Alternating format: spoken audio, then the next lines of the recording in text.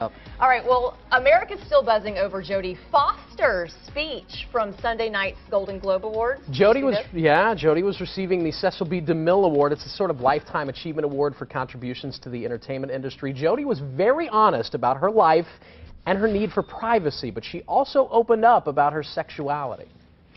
I've never really been able to air in public, so declaration that I'm a little nervous about, but maybe not quite as nervous as my publicist right now, huh, Jennifer? You know, I'm just going to put it out there, right? Loud and proud, right? So I'm going to need your support on this. I am single. Yes, I am. I am single. No, I'm kidding. But I mean, I'm not really kidding, but I'm kind of kidding. I mean, thank you for the enthusiasm. Can I get a wolf whistle or something? So she went on to say that she came out publicly years ago to her family and friends. She said 1,000 years ago. That she didn't think she really needed to come out to everyone. She says, I'm not Honey Boo Boo. Every detail of my life doesn't have to be available for public consumption. Well, that was the worst kept secret I've ever heard of. Yeah, kind of. But here she is coming out in a very public forum. Right. So here to tell us why being open and being ourselves is so important is licensed professional counselor Lindsay Walden. Good morning. Morning. Hi, everybody. Hi. So, okay, we can learn from this, you're telling us, because Jodie Foster was liberated by being able to actually just own it, to own who she is, right? Sure, yeah. It's something about being authentic, just kind of living into who you are, and just kind of being like, you know what, world, this is me. I'm good with it. She also had that delineation of saying, I still want my private life to be private, but I don't want to hide any part of me that feels important to be authentic. And that's where it's sort of confusing to me, because you already came out to your family and friends, but coming out in that sort of a public forum and criticizing reality TV, it was sort of reality TV in a way. It's a delicate line, I think. Sure, yeah. I think, you know, for her, there was something about that moment, you know, I can't pretend to know what she was thinking, that just felt like this is the right time to say these things in a very public forum. And I think on some level, maybe we can all kind of think about what in our lives could be more authentic if we were to kind of live into that a little more and not hide so much of everything about who we are.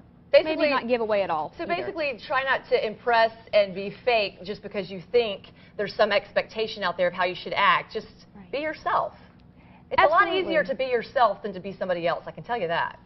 Yes, absolutely. It's that, you know, if we're constantly trying to live into what someone else wants us to be, it's not going to feel authentically us. It's not going to feel like we're actually being honest and truthful to who we are. And I work a lot with that in my practice of people just saying, is it okay to be me? Is it okay to think these things, feel these things, have these ideas? And the answer most of the time is, yeah, absolutely. And let's talk about what that means for you, for your life, and then who needs to know those details.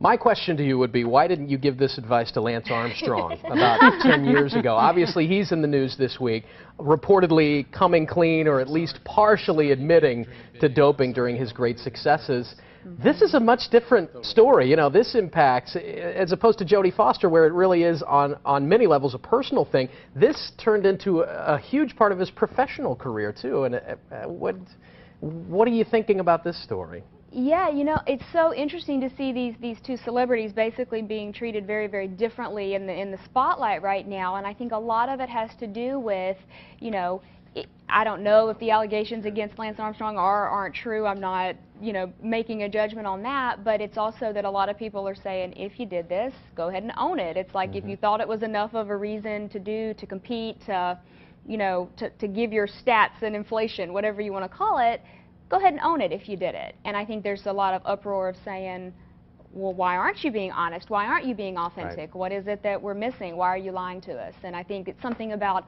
authenticity and not feeling like everything has to be out there, but also enough out there so that people can trust. Thank you, Lindsay. Stop lying. That's what Lindsay said. Stop lying. Just be yourself. That's right. Thank you. We posted a link to Lindsay's website on greatdaystlouis.com. All right, well, it's no secret. Carol and I love to find good sales on clothes. Hello, clearance. Sales are great, but not if you buy the wrong thing. Coming up on Great Day St. Louis, Paula Collins, our girlfriend and your closet's best friend, shares her smart buys for the sales season. See which items to snag and which ones to avoid. And our Deal Divas are also hunting down some fashion finds. See the bargains they found on shoes and coats. Plus, how about a fun outing for the whole family for half price, no less? We're learning what extreme paintball is all about. That's just a little later.